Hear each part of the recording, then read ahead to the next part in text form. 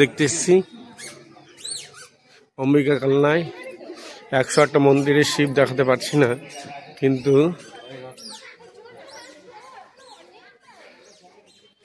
মন্দির দেখাচ্ছি। আমার গিন্নির সামনে আছে, দেখুন।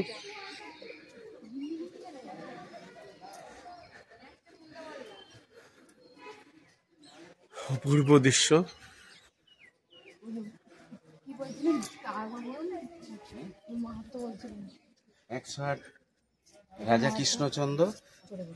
রাজা কৃষ্ণচন্দ্র ঘোষের এই 108 নারায়ণ শিব মন্দির দর্শন করবেন আপনারা।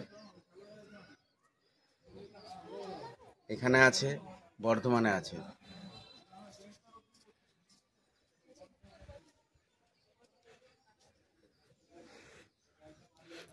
সবগুলোতেই পূজিত হয়। দেখুন, ফুল আছে, প্রদীপ আছে, সব আছে।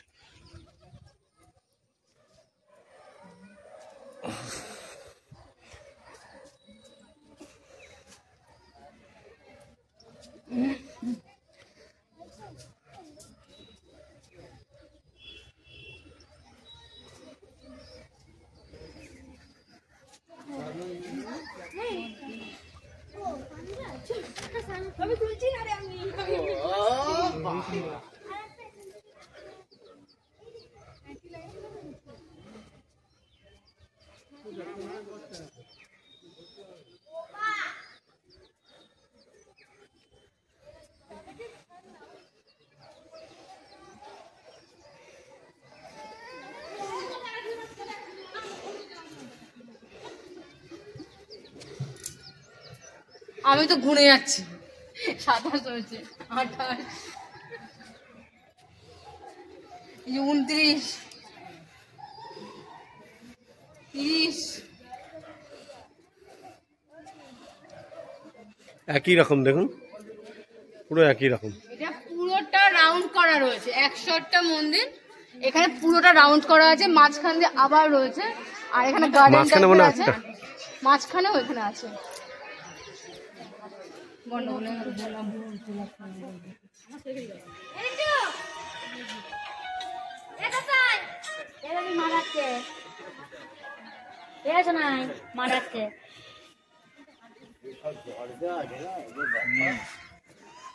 বন্ধ করে রাখবো। হ্যাঁ, সব রাত্রি বন্ধ হয়ে যাবে। হ্যাঁ, আর ছোট ছোট দরজাগুলো দেখেন, ছোট ছোট সরু সরু দরজা, তো আবার কি দুপাল্লার দরজা।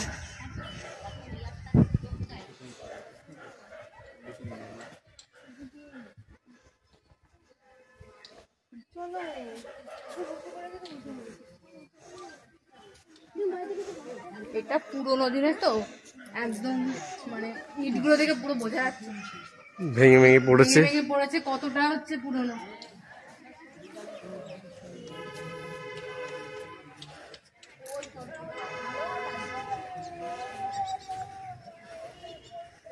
কার আমলে বললেন যেন বাবু? কৃষ্ণচন্দ্র।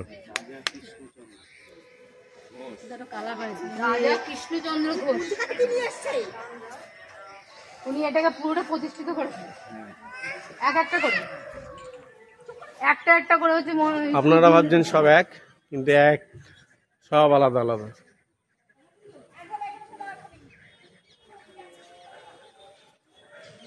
আমি হেঁটেই চলেছি।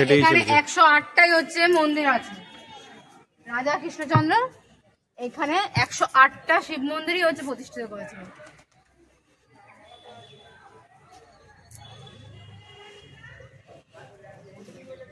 দেখুন, ওই যে উপরে যে লোহা দিয়ে তৈরি করেছে ডিজাইন, সেগুলো পর্যন্ত ভেঙে ভেঙে পড়ছে, বোঝা যাচ্ছে যে কত বছর আগেকার।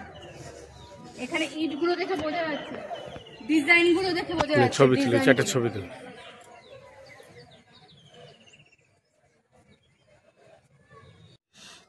এই যে দেখুন, কাঠের এগুলো দেখুন, পুরো হচ্ছে ডিজাইন গুলো দেখে বোঝা যাচ্ছে যেগুলো কতবার আগেকার। আমরা বাইরে এগুলো দেখেছি, এবার ভেতর দেখুন। ভেতরে এগুলো সবাই ছোট ছোট।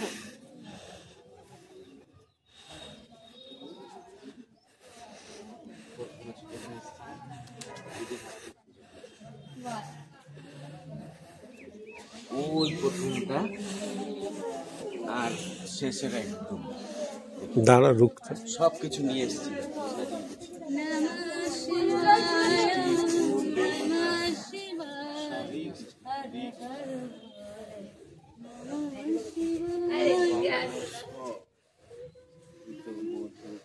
সবই লাগে। এটা কি গাছ আছে? এখানে একটা বৃক্ষ আছে। এই যে বেল গাছ, এটা তো আমলকি মনে হচ্ছে। এখানে আমলকি গাছও আছে। এটা আমলকি গাছ মনে হচ্ছে। এই গাছের নিচে না না আমলকি না মনে হচ্ছে।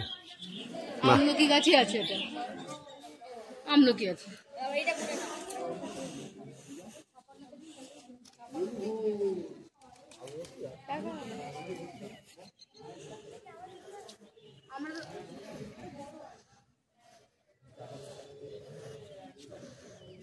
পায়রাটা বসেছে দেখো,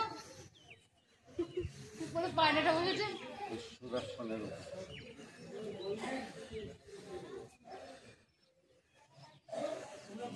চলে আসুন তাড়াতাড়ি, চলে আসুন। আরো কিছু দেখার আর নেই, চলো। আরো আছে অনেক কিছু দেখার, শুধু 108টা মন্দির না, আরো অনেক কিছু আছে। আমরা এখন বেরিয়ে যাচ্ছি, দর্শন করেছি আপনাদেরকে, এখন বেরিয়ে যাই। বাগান করা আছে সুন্দর সুন্দর করে।